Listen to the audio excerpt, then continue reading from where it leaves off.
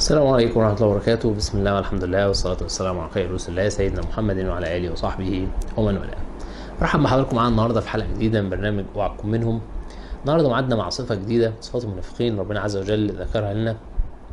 النوع ومنهم من يلمزك في الصدقات فإن أعطوا منها رضوا وإن لم يعطوا منها إذا هم يسخطون. ده من الناس هو نوع مفيش حد من الناس بيسلم منه. هو الراجل ده دائما ينتقد كل المؤمنين على كل أحوالهم. بمعنى لو لقى واحد غني بيتصدق يقول لك ايه وعامل صدقه كبيره، يقول لك ده عاملها عشان يرائي، عشان الناس تقول ان هو غني وان هو بيصرف ومش عارف ايه. طيب من كان واحد فقير وتصدق صدقه قليله عشان فقير، يسخر ايه ده متصدق مبلغ صغير، ده فقير مش لاقي ياكل مش عارف ايه. ان جه الغني ما تصدقش او تصدق بصدقه صغيره، شوف الراجل معاه مالين قد كده بس بخيل وجلده ومعفن ومش عارف ايه. ان جه الفقير اللي معاه اموال قليله اتصدق بصدقه كبيره، يا راجل ده انت مش لاقي تاكل تقوم مطلع المبلغ ده كله. فهو الراجل ده ما حدش بيسلم منه. كل الناس بص مهما تعمل ما بيعجبوش. ربنا انعم عليك مثلا ورزقك بطفل فعملت عقيقه، ان عملت عقيقه كبيره واكل كويس وجبت الشيف وحاجه نظيفه وحاجه مفيش بعد كده، يطلع يقول لك ايه يا عم المنظره اللي هو عاملها دي ومش عارف ايه، وتشوف زمانه صرف له فيها كام الف ومش عارف ايه. وانا عملت حاجه على قد كده ويا دوب عزمت الاسرتين، يا راجل ده بخيل ومعفن، ده ما عزمش غير اعمامه واخواله ومش عارف ايه.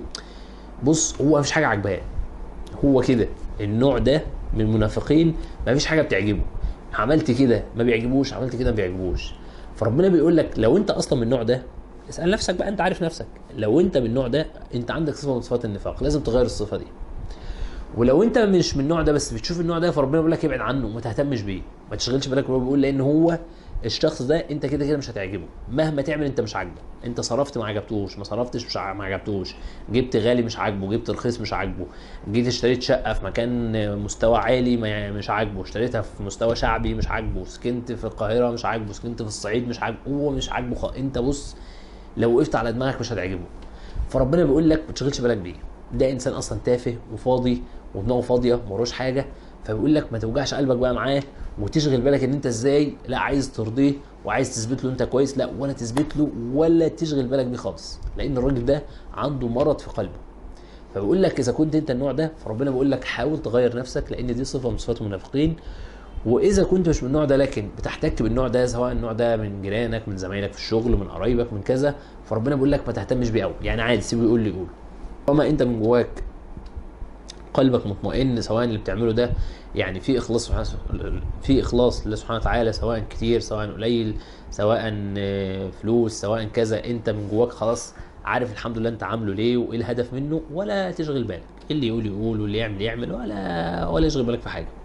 فاذا ربنا سبحانه وتعالى بيقول لك ان دي صفه من صفات المنافقين، وبيقول لك احذر ان تكون الصفه دي منك، واحذر انك تعاشر الناس دي حتى لو ياثروا على قلبك.